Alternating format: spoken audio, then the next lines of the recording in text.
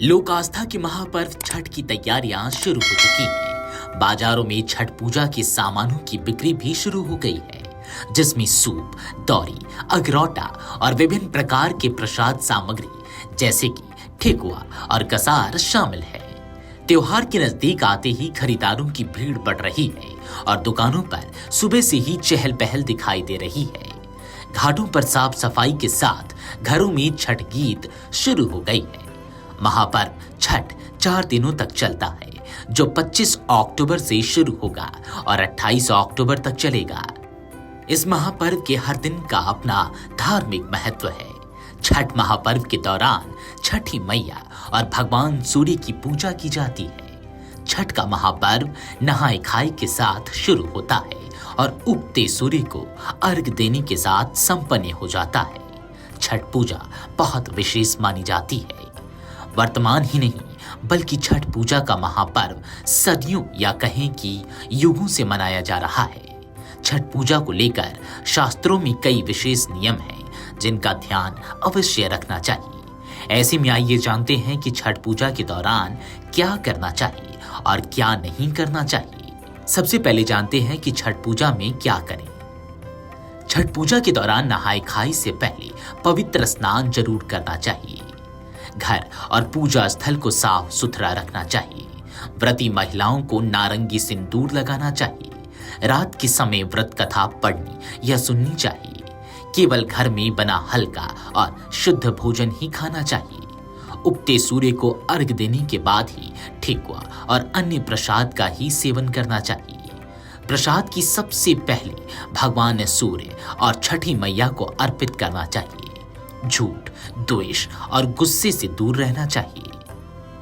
चलिए अब आपको बताते हैं कि छठ पूजा में क्या न करें। छठ पूजा का तामसिक भोजन जैसे लहसुन, प्याज, मांस, मछली, शराब और तंबाकू का सेवन नहीं करना चाहिए। बाहर का तला भुना खाना नहीं खाना चाहिए। बिना स्नान किए पूजा नहीं करनी चाहिए। पुरानी या फटी टोकरी का उपयोग नहीं करना चाहिए। प्रसाद ग्रहण करने से पहले कुछ नहीं खाना चाहिए। मसालेदार या भारी भोजन खाने से बचना चाहिए। चलिए अब जान लीजिए कि छठ पूजा 2025 की महत्वपूर्ण तिथियां क्या है। नहाय खाए 25 अक्टूबर को है। जी हाँ, 25 अक्टूबर को छठ महापर्व का आरंभ नहाय खाए के साथ होता है। इस दिन व्रती यानी कि व्रत करने वाली महिलाएं गंगा या किसी पवित्र नदी में स्नान करती हैं। यदि नदी उपलब्ध ना हो तो घर पर ही पवित्र जल से स्नान करके पूरे घर की साफ सफाई और शुद्धिकरण किया जाता है। इस दिन व्रती केवल एक बार सात्विक भोजन ग्रहण करती हैं। भोजन में सेंधा नमक का प्रयोग किया जाता है। परंपरागत रूप से लौकी, जिसे कद्दू भी कहते हैं, उसकी सब्जी, चना दाल और चावल का सेवन किया जाता है। भोजन पकाने के लिए भी साफ सफाई और शुद्धता का विशेष ध्यान रखा जाता है। 26 अक्टूबर रविवार को खरना 2025 है। इस दिन छठ व्रती पूरी निष्ठा से छठी मैया को खीर का प्रसाद बनाकर भोग लगाती हैं। लोहंडा का यह प्रसाद घर परिवार और पास पड़ोस में जनमानस को ग्रहण कराने का विधान है।